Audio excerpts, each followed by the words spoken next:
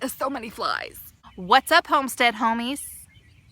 Sorry, wrong channel. That's not my channel. This is my channel, Tangy the Caver's Wife. I am Tangy. The rumors are true. I am married to a caver. So there you have it. If you are here because this is part 2 of a 3-part series, part 1 being with Dirtpatcheaven and part 3 being with Off the Grid with DOUG and STACY, then I welcome you. Please kick off your shoes, pour you something sweet. If you've never been here before, let me introduce myself. I am a homeschooling mom of 2 babies, and I'm a gardener. We try to expand our skill sets each year. We try to grow more each year. Hopefully, we will be growing most of our food eventually. We live in suburbia and we have a 1.23 acre lot and we live in a cul-de-sac. It's really nice out here. But yeah, the channel is pretty much me and whatever I want to talk about. I've talked about everything from canning, cooking, grocery shopping. I even did a makeup tutorial once. It was weird. We talk about homeschooling, so just whatever I'm doing, I like to take you guys along with me. But a few months ago, I started a journey on finding my healthy, because I don't know what my healthy weighs. I don't know what my healthy size is. You can give me numbers all day long, but the thing is I'm not going to believe you because there's only one me, and I know there's charts and all of these other things, but I also know that there are people who are exceptions to the rule, and I find that the exception is the rule. Does that make sense? I'm convinced that if I eat right, if I eat whole foods, then, and I move as much as I should move, then whatever size I'm going to be, that's the size I'm going to be. Because I'm fairly healthy other than that. I don't have any thyroid issues. I don't have anything that should prevent me from, you know, losing weight. When I started that journey, I was talking with Off Grid with DOUG and STACY. A lot of people don't know this, but she is a holistic coach. She teaches people how to live naturally and healthy. She had a lot of really fantastic tips on how to get started, and we decided to make a show out of it. We are talking about 10 tips to losing weight naturally and not feel like you're on a diet. So that's music to my ears. I'm sure it is to yours too. But we're talking about just cutting out the bad stuff and upping the optimal nutrition. Simple as that. I hope you guys enjoyed this series. If you want to stick around, there's kind of a subscribe button somewhere around here. And if you just click that, then anytime I post something, you'll see it, and then you can see what I'm doing.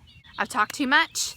Without further ado, my interview with Stacy from Off Grid with DOUG and STACY. Until next time.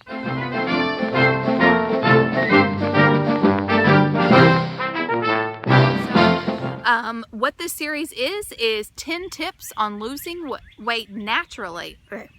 What this is 10 tips to lose weight, series. I don't know what's happening here. Sorry. Let's try that again. This is, my neighbors are just out. Morning!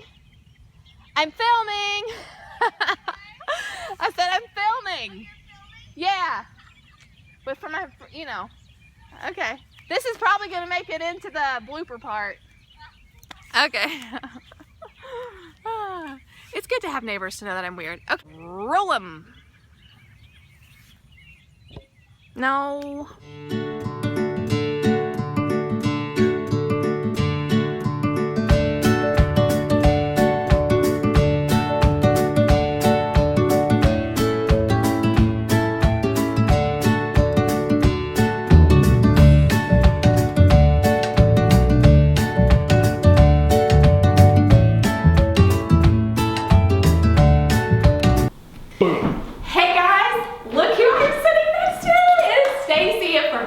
DOUG and STACY. Thank you so much, Dirtpatcheaven.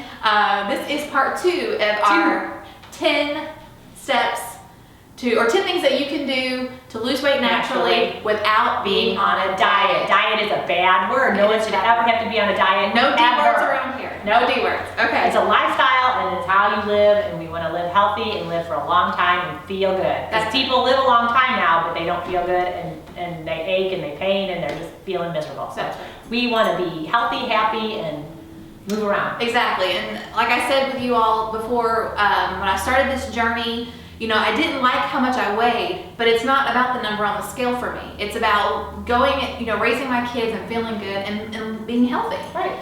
So we talked about with Dirt Patch on Braid Girls, we talked about the importance of drinking water. And now we're going to move on from there. We're moving on from there. So what else you got for me? Well, the first thing I want to talk about are called the 4 white devils. The 4 diablos. That's right. The first one is to stay away from refined, and the word here is refined. What does refined mean? That's a good question, Stacy. What does refined mean? It just means it's been processed and screwed up with chemicals, and just man put his hand to it and just messed it up, and it just makes it void and null of any nutritional value or anything. So the 4 white devils are going to be refined sugar, refined flour, refined salt, and pasteurized milk. And all of those are sitting in my house right now. But I've not been eating it, but they're there. Yeah. But see, the good thing is you can substitute for all of those things. Okay. Well, I will say, because she and I talked, and she was kind of giving me some tips to kind of help me get started, we did switch to non-homogenized milk. And I can already tell a difference in myself and in my kids. I can tell a big difference in my kids, especially my daughter. Yeah, she was talking, there's different brands, but it's non-homogenized and it's very low pasteurized milk. Very low pasteurized. You should be able to, if you can find it in the store, it should have cream at the top. Because what they do is, if you guys are drinking milk, that is the #1 thing that you should stop doing. Because pasteurized milk has been depleted of everything, and it takes more for your body to get through and assimilate through your body, and it causes stress, and it breaks down your immune system, which is in your gut. Right. And over time, that's what people have. If you have chronic allergies and mucus, stop doing it. I mean, it's just so bad. And over time, what it does is it erodes through your digestive system, and then it causes autoimmune issues, different types of diseases. I mean, it's terrible. So the first thing I would do, definitely, for anyone, if you're drinking pasteurized milk, stop it. If you have access to getting raw milk, because raw milk has all the enzymes and the nutrients that you need, then do that. Goat's milk, cow's milk, sheep's milk, those are all phenomenal choices. Or just don't drink milk anymore. I mean, if you're going to do milk or dairy products, then maybe go with some raw cheeses, cream cheese, things like that, but stay away from pasteurized milk. Right, and I think it's really interesting, something that, you were talking about all the things to consider is that we think about all the things that are in our foods now, but we don't think about the things that aren't in our foods anymore because of what's happening. Right. So everything's all into the safety. Well, if you look at a lot of the studies, I mean, the sicknesses in pasteurized milk are a lot more than people are saying, don't drink raw milk. Yeah. It's not like that. Yeah. Besides the milk, and then you were saying how you've noticed such changes with it makes your body be able to function. Your body is a very well-run machine, and it wants to stay healthy. So the more pure things you put in it, the better it will function. Right. Besides the white or pasteurized milk, we talk about refined sugars. Sugars, same thing, chemically treated, they've been bleached. I mean, it's just a bad thing. And sugar, you could really say sugar is a drug. Because, your brain's like, ooh, I want to have it, I want to have it. And the longer you stay away from it, you will start to feel better. And as a woman to woman, the older that you get, especially when you go through perimenopause, menopause, postmenopause, sugar is really detrimental to how you feel. Right. It is terrible. And I'll tell you a secret. Okay. I totally stopped all sugars, and I'm very light. I just do, maple syrup and honey. You want to substitute for more natural things like your honey, raw honey and maple syrup. Natural stevia. You don't want to do a stevia that, they sell in the stores. They're mixed with other things like maltodextrin, and those are chemical additives, and they're just terrible. And a lot of them they're made from corn, and they're GMOs. True. So if you want 100%, if you're going to do the powder or 100% liquid, Okay. you know, or those are my three I always forget, maple syrup, honey, stevia, just any of those type of sweeteners that you want to substitute, but I totally cut out sugar. And I was a sugar fiend. I mean, I would use, you know, natural raw sugar, turbinado sugars and things like that. And like the sucanate's another good one. And there's different ones that you can do, but I totally cut it out and I feel so much better. That's good. Because your hormones are affected tremendously by sugar. And if you guys are having hormonal issues, you know, having periods and different things, and there's a lot of other things related to that, but just your energy levels and how you feel can be affected a lot by taking out refined sugars. Or even, you know, honey is, you know, very high, you know, in sugar. They all have sugars, but you just don't want to eat too much of it. Right. Everything in moderation, of course. Good answer, that's right. And then the other thing, of course, is your flours. You're not doing any white flours. Right, I'm trying to stay away from them as much as possible. And the same thing, they've been bleached. The one flour, if I could say, don't buy white, bleached and bromated. Right, okay. Though that is just terrible. I mean, it's just been taken out, everything's been taken out. And bromated means there's something called bromine in it. And I think in the early 80s, they started putting it in. And basically, bromine is a flame retardant. It is something that when it's in the human body, it competes with iodine, and the human body needs iodine because it runs in men, the prostate, it's all the reproductive organs. In men and women, the thyroid, and look at how many thyroid issues that we have. It runs your breasts, your ovaries, your uterus. So it's very important that you stay away from that because the bromine in that competes, and that's why we have so many people with thyroid problems. Wow, I had no idea. And look at all the bakery goods and all the things, when you look at the breads and enriched flours, when you look on the packages, those are bromide or bromated type breads. So when you read it, and if it doesn't say, you know, if it's like whole, you know, made with sprouted wheat, you know, just has a couple of ingredients, you make your own, grind your own for your flour, or you buy sprouted wheat flour. King Arthur is a good brand to buy flour. You can find unbleached, unbromated flours that are better, that are not screwed up. Right. So that's huge. And then you'll notice that you don't have digestive problems. A lot of people are very sensitive to gluten, but if you just switch your flours, that can make a big difference there too. Okay. Okay. All right, that's good. Yeah, that's. I didn't want to rule out. I'm going to try doing sourdough to see if I tolerate sourdough very well. And you should, because I've been doing that too. And for me, I can't do a lot of, you know, type of bread. I mean, I do, and it's fine, but the sourdough doesn't bother me at all. Oh, that's good. Well, good. There's hope for me yet. Yeah. Okay, good. And that's the thing about homesteading. You can just do so much and experiment and try what works in your family. Right. There are in homesteading, there are no failures. There's only experiments. That's right. I like that. Yeah, I stole that from somebody. Yep. Okay. So that is that one. Okay. So 4 white devils. So refined sugar, refined flours, non-homogenized dairy, and refined salts. Right. The 4 Diablos. You can have raw milk would be a good choice too. Yes. Definitely a good choice. Yeah. Okay. All right. Awesome. All right. Number 3. 2. Oh, 2 for us. That was word, yeah. Number 2. Number 2.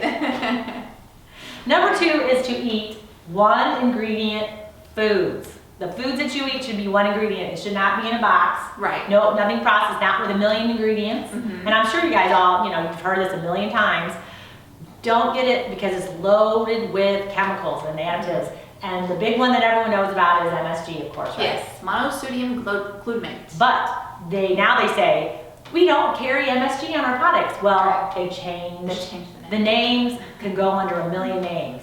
You know, yeast extract, hydrolyzed soy protein, yeast protein. I mean, things that sound good. When it says natural flavor, you can better believe it's going to be some form of MSG type chemical. Yeah, it's really scary because they say natural flavors, but they don't have to tell you what the natural flavors are. Right. For a lot of things.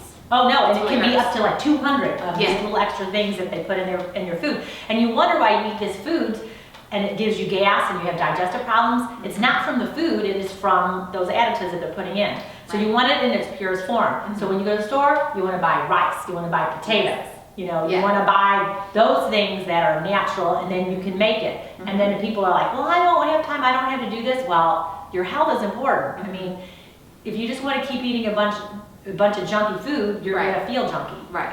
So start planning ahead. Like when I cook and I make rice or I make quinoa or anything, I make a lot of it that'll last me a few days.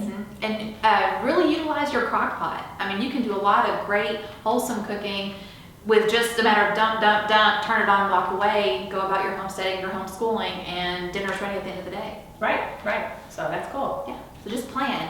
One ingredient foods. Yeah. Tomatoes, beans. Yeah, Right? all those. Yeah, but you can Beans. recognize it by looking at it, and, and it's not like pulverized, and you're like, well, okay, I don't really know what's in this. If you just have to add water, and it's from a box, then there's a good chance that that it's not whole food. Right.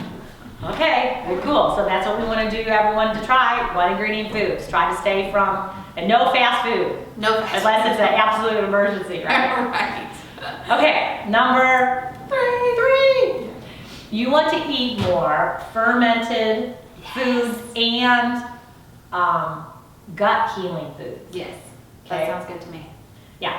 So you want to talk about gut healing foods, most diseases and everything going on are going to be started in the gut because about 85% of your immune system is in your gut. Right. So if that's not healthy, and a lot of people have leaky gut, which basically the food, and pasteurized milk is a big culprit of it, your food gets in there and the food particles basically break off and get into your bloodstream and they cause immune problems. Okay. You know, the achiness in the joint, fibromyalgia, and things like that. So by incorporating, and the big one is bone broth. Yes.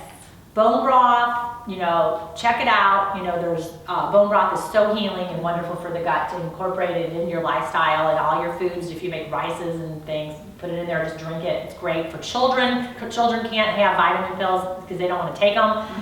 Then have them drink bone broth. It's filled with gelatin. It helps your skin, your hair, just everything. It's phenomenal. So bone broth is a huge one. And of course, fermented foods. Now, what kind of fermented foods are you doing? Well, I'm not doing any yet, but I do plan on, I've been watching your videos, so I have some, we're going to be growing peppers, and we're going to be growing carrots this summer. So I'm definitely going to start trying. So fermented vegetables. Yes, and when we get back, I am going to start, I have a recipe for a sourdough starter that Okay. I'm going to start working on that. Yeah, and then if you do apple cider vinegar, like raw apple cider vinegar, that's fermented too. So if you put it in your water, that's an easy way of doing it. Okay. Other ways to get fermentation into your diet would be, you said the raw fruits and vegetables, drinking kombucha, Oh, to brew your kombucha. Yes.